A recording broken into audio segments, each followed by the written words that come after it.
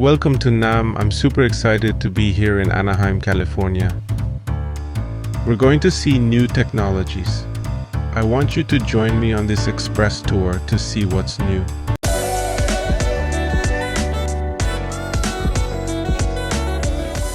We walked into NAMM and something I really liked was this Ernie Ball vending machine where you could buy strings. Then the Alfred music bookstore where there are a lot of books and music teaching methods. They even gave us the periodic table of musical notation. Then we went to Casio and there was this pianist playing this Previa keyboard, which I liked very much. I also decided to play these keyboards to see how they felt. The truth is that they are very interesting because the sensitivity is very good. If you can notice, they are very small, not like the clavinovas of the past that looked very big. And the sound was spectacular. I liked them a lot. Then we continued walking. There were several stands like iLio, where this guitarist was playing with virtual pedals and sounded pretty good.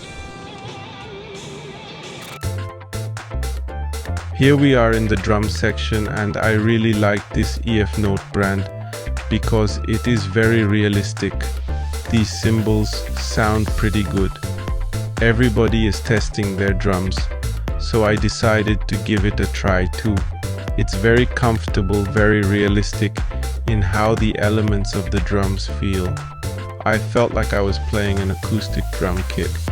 I quite like this EFNote Pro brand. We're still walking around here at NAMM and I come across a brand that I really like, which is Kurzweil keyboards.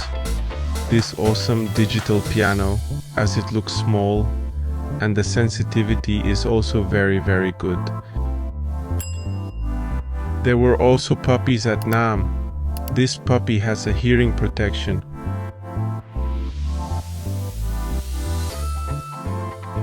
This is the MIDI Association, where several people were doing their lectures. And this brand really fascinated me, ARTinoise from Italy. This recorder is MIDI. It can become a theremin. I really liked it a lot. And we arrived at Jamstik, with whom we made a video, and they showed us their MIDI guitars. Impressive how you can assign any instrument and it sounds pretty good. In love with these guitars. I was very impressed to find JBL, as they are more of a popular consumer brand, but great to have them there as well. We went through several places and I found this band Bittersweet Hearts, which I thought was awesome. They play super well. I liked them quite a lot. There was a DJ section and it was really interesting to see this thing that looks like fire, but it's really a cloth that has a light underneath. We got to an Asian section and I met this 13-year-old girl who plays spectacular. Her manager was at the foot and handed me a pick. I was very impressed with this girl's talent. I kept walking and saw the John Lennon educational bus, from which we have a video we did at last AES. An amazing bus where people could learn how to record inside it.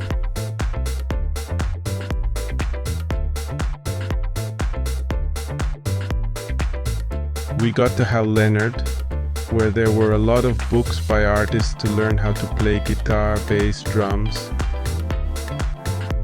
And there was also an audio section where we could check out recorders, audio interfaces. I really liked this booth.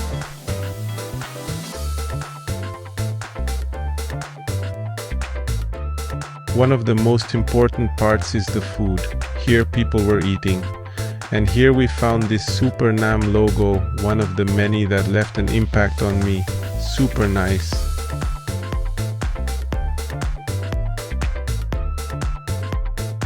We're here at NAMM and something I've been passionate about is guitars. And I think I came to the right place. I've been here for hours and hours. There is everything. Pedals, guitars, there's also guitarists. Walking around, we found a booth of DiMarzio microphones, which are spectacular. super recommended, and one of my favorite brands, Boss, for guitar pedals. I also liked it a lot. There were many brands of guitars, as you can see, but one of my favorites are Ibanez guitars. They show their guitars here, with guitarists using these guitars. We came to a brand that I have heard of since I was a kid, Alhambra, the Spanish guitars. They had their booth very well organized. Next was this guitar showcase with some pretty strange and very nice guitars. As you can see, there were so many, it was huge. And one of the ones that impressed me the most was the Cream Guitars showcase, because the booth was so big and you could tell they put a lot of work into it to make it look spectacular, with those guitars, those speakers on their heads. And I even took a picture there because I couldn't resist it.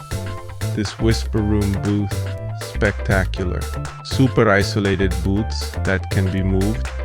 And here we come to Royall Resonator, spectacular instruments, super nice. Also the Vic Johnson bass with a very strange shape. And this one I really liked because of the shape of the instrument.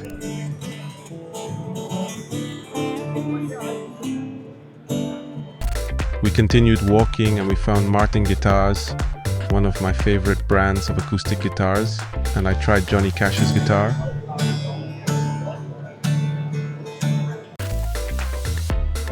Then we arrived at Sección, who are known for their speakers and booth.